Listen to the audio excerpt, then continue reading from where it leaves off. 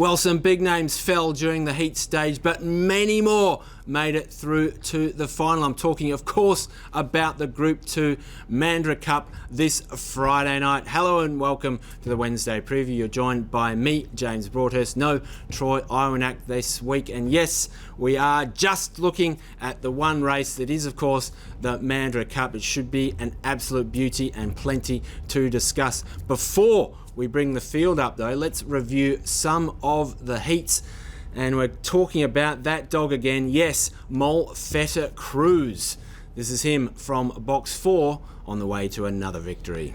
Racing. Sage Tennille came out okay on the inside. Sunset Hornet's going to lead. Mandurah Cruz quickly across to second and then followed by Miss Envy. In behind them, Sage Tennille up on the inside to fourth ahead of Sunset Callisto. Well back was Inside Scoop along with it. At the rear was West on Booney. Off the back they go. Mandurah Cruz struck the front. Then followed by Sunset Hornet. Sage Tennille up on the inside and Miss Envy in the home straight. Mandurah Cruz in front. Mandurah Cruz wins again. Sage Tennille through to the final. Well, Mandurah Cruz has now won his past 3 starts, 5 of his past 7, and he just keeps getting better with every run. His heat win was in a new PB of 26.90. In fact, he's lowered his PB 3 times in his past 5 starts. Let's go back and have a look at the progression. On the 3rd of August, he clocked 26.94, and then we swing over to the 31st of August. On that occasion, he set the new mark of 26.93, and of course, last weekend,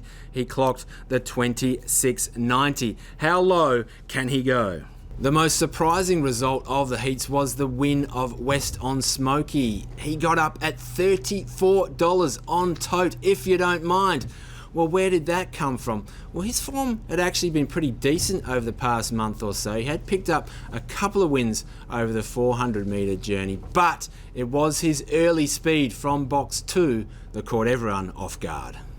Ready, racing, jumping quickly into the inside, West on Smoky. Sunset Nightjar comes across from out wide. Our Benson up on the inside, Kenya Mir getting held up. My Anarchy Boy on its outside, Transcendent. And also Hinto got bumped there. And last of all was Sunset Mirage off the back. West on Smoky out by 2. Sunset Nightjar to second, then followed by Our Benson running on with Kenya the Mir. The favourite's not in the finish. West on Smoky swings for home in front of Sunset Nightjar. And West on Smoky wins for Holst. All right, well, without further ado, let's bring up the field for the Group 2 Mandurah Cup, and it is an absolute cracker.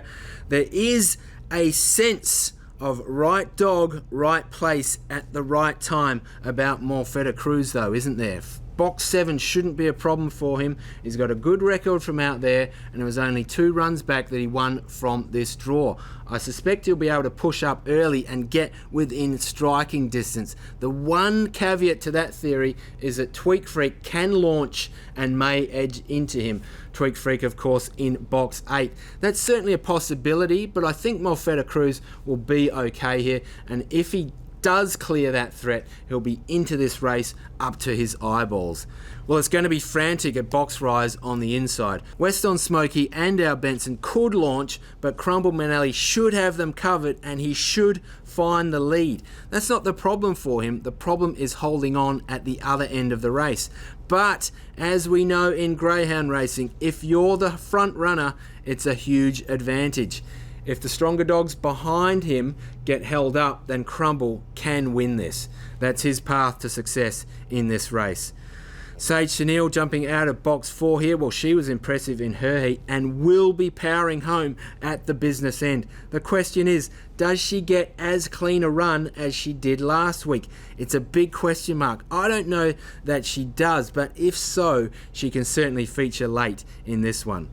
And what about Paul Stuart's 2 chasers, Bezecchi and Barbecue Man? They're 2 dogs at different stages of their career, but both are in really good form. However, the box draw has done neither of them any favours.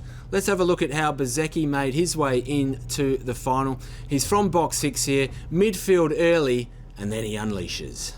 Racing. Crumble Manelli flew out as expected, went to the early lead. Curious Georgia comes across to join the favourite early. 3 lengths behind them, Uncle Tommy in the clear on the outside of Sunset Serengeti. Bezecchi splits the two of them, then followed by Rare Speed. Kiro and West on Odie off the back. Crumble Manelli owned by 1. Has had to do some work. Curious Georgia around the outside. Bezecchi runs on now, and then followed by Uncle Tommy and Sunset Serengeti. Up on the outside, Bezecchi strikes the front. Double for Stuart. Bezecchi wins by 3. Bezecchi and Barbecue Man will need a few breaks to go their way, but both are certainly capable. Here's what Paul Stuart had to say about their chances. They were both really good last week. Obviously going into this week, their box draws haven't gone in their favour and makes it a little bit difficult for them, but they're in good form and just hopefully we can get some luck early draws. It's one of those races where, I'm happy with the dogs I've got in the race for sure, but the box draws sort of just basically killed any live chance of winning, I guess. Yeah, if everyone ran their best race, they probably wouldn't win because they'd just be in trouble. But,